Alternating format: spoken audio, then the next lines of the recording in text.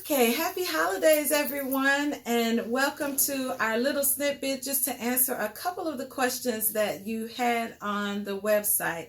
My name is Stefanie Hughes, and I am a licensed marriage and family therapist here in the Atlanta metro area. I have been partnering with Muskogee Moms for, I guess, about 2 years. So it's really an honor and pleasure to be invited to answer or offer a little bit of insight for some of the questions that you guys had.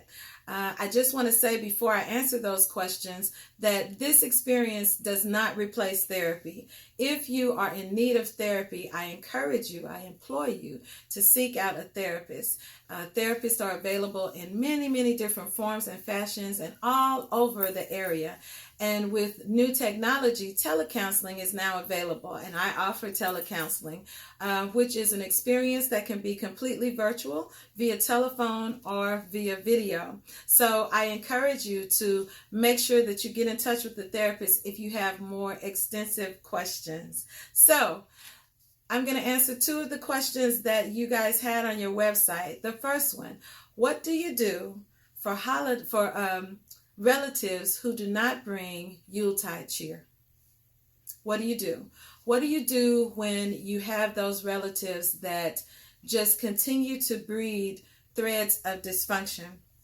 Well, number one is you have to be in a place of acceptance, because there's nothing that you can do to control or to deter someone from being dysfunctional. But you do have a responsibility for yourself.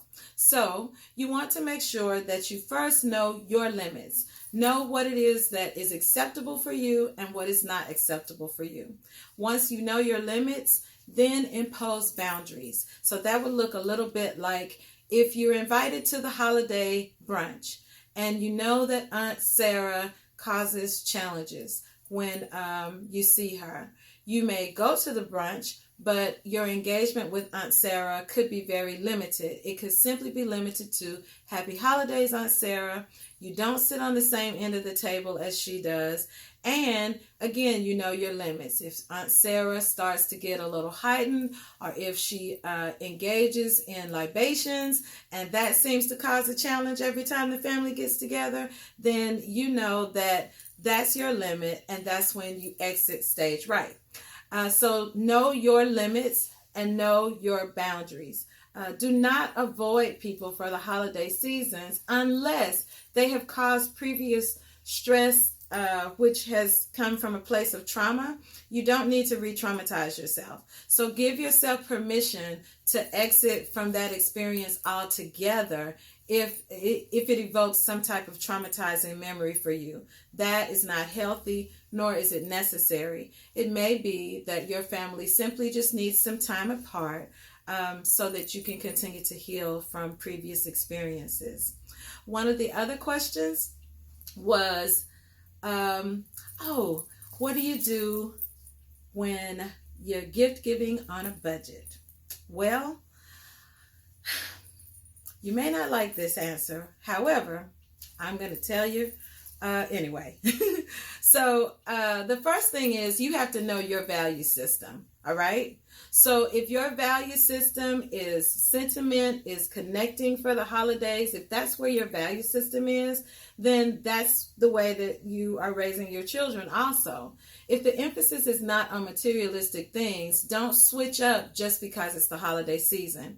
If you know you're on a budget, then the most important thing that you need to do is plan and strategize. So layaways are great things to have. It's nothing wrong with them, but it allows you to plan and allows you to stay within your budget. Another way that you can give on a budget is to buy family gifts as opposed to several individual gifts. Great example is a 3-month subscription to Netflix. That's going to cover the whole family. It's not going to cost you a whole bunch of money.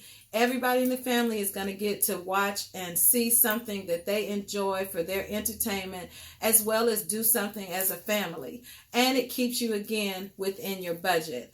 I think one of the best gifts that I ever got was from a cousin of mine who was raised with me like a brother.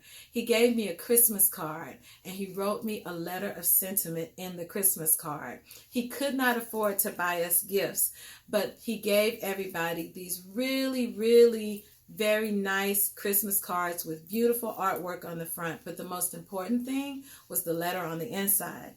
And so he passed away several years ago. I still have that Christmas card. It brings me so much joy to be able to look back at the letter that he wrote me. It's a way for me to honor his legacy, and it's a way for me to really appreciate and get back to my value system, which is sentiment and connection. Now, when you're working with a budget, again, you have to be honest with yourself.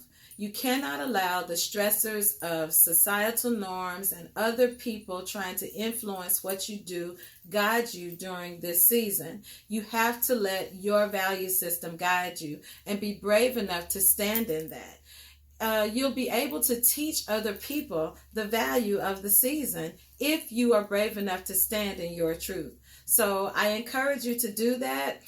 Make sure that you stay within your budget. Make sure you give yourself permission to stay within your budget. You don't want to be stressed out come January 1 because you've overspent. So stay focused, stay with your value system, and find, again, non-traditional ways to still honor your loved ones and friends by gift giving, but do it in a very unique and a way that stays within your limits.